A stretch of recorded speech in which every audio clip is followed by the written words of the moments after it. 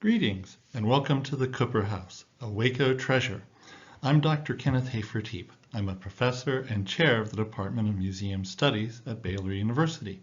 And in my spare time, I'm also an architectural historian and historic preservationist. Driving down Austin Avenue, you come to 18th Street, just past the Waco Public Library, and on the right, you will see the residence of Madison and Martha Cooper, which was built in 1905. This was one of the many houses that was featured in the Mayborn Museum Complex exhibit At Home in Waco, which was shown in 2019 and 2020. Thanks to the cooperation of the Cooper Foundation, which now owns the house, we were able to digitally scan all of the architectural drawings for the house, which are some of the earliest known for Waco. You can see here the interesting relationship of the drawings and what was actually built.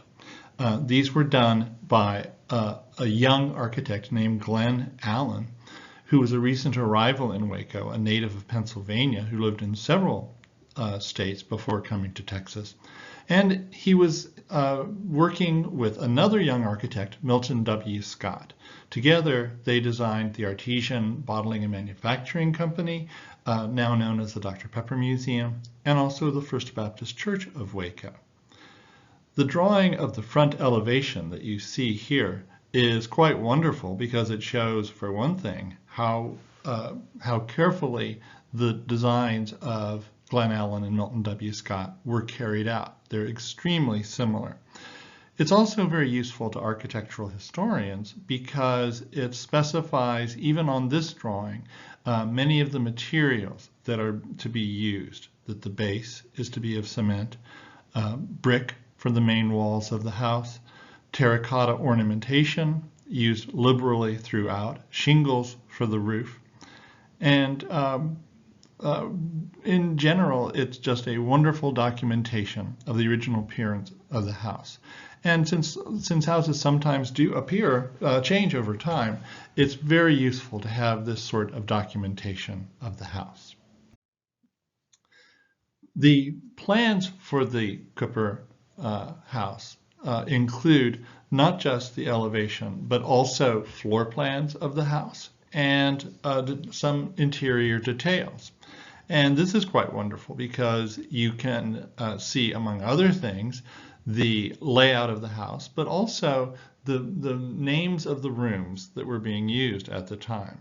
This is true even on the exterior, where you'll notice at the bottom of the drawing on the right that the front porch is referred to as Veranda. You can also see how it wraps around from the door that faces Austin Avenue to a secondary door on the right side that faces 18th Street. There are steps up to that door, and just beyond that, there's a porte cochere, a drive-through where cars could, or even horse-drawn carriages could drop off guests.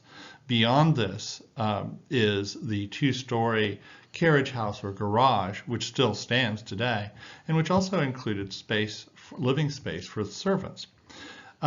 Looking at the house proper, this document allows us to see that the large and impressive room that you enter into once you come past the vestibule was referred to as the reception room. You'll notice that there's a curving tower at the lower right, which they refer to as a nook. It has built-in benches, and just beyond that is a fireplace. The back wall of this room is actually the main stairway, which we'll take a look at in just a second. Going from the reception hall to the left, you see that the parlor is the main front room, lit by that large picture window that you see on the exterior drawing. And there is a fireplace on the side wall, indicated both in the plan, and you can see it rising on the drawing of the front elevation as well. And there's a built-in bench framed by columns on the right side wall of that room. Beyond the parlor is the dining room, and beyond that, the kitchen. In addition to the main stairway, there's a back stairway, which could be used by servants when they were cleaning the house or bringing laundry down to be washed or taken back up to the rooms. The drawings also include views of some of the interior spaces. This is a wonderful elevation of the main stairway. And you can see it here paired with the actual stairway and see what a wonderful state of preservation the house is in. From the floor plan, we know that the 3 steps up is a small space referred to as a landing. There's a second landing when you go up to where those windows are. You can see that this house is an interesting blend. The informality and asymmetry of both the front elevation and of the floor plan speaks very much of the Victorian style that had been predominant in America in the latter half of the 19th century. Yet at the same time, Glen Allen and Milton Scott were using classical ornament like the columns that you see here on the staircase. And there are original columns that are used on the exterior as well. So the house is an interesting blend of what was by that time very traditional Victorian style, but with some flashy new additions of neoclassical ornament. For more information on the Cooper House and on 119 other interesting historic houses in Waco, please see my book, Historic Homes of Waco, Texas, published in 2019 by Texas A&M University Press, which is available at the Mayborn Museum stores and many other fine outlets. At Home in Waco was a special exhibit shown at the Mayborn Museum Complex of Baylor University and was made possible by a grant from the Summerlee Foundation.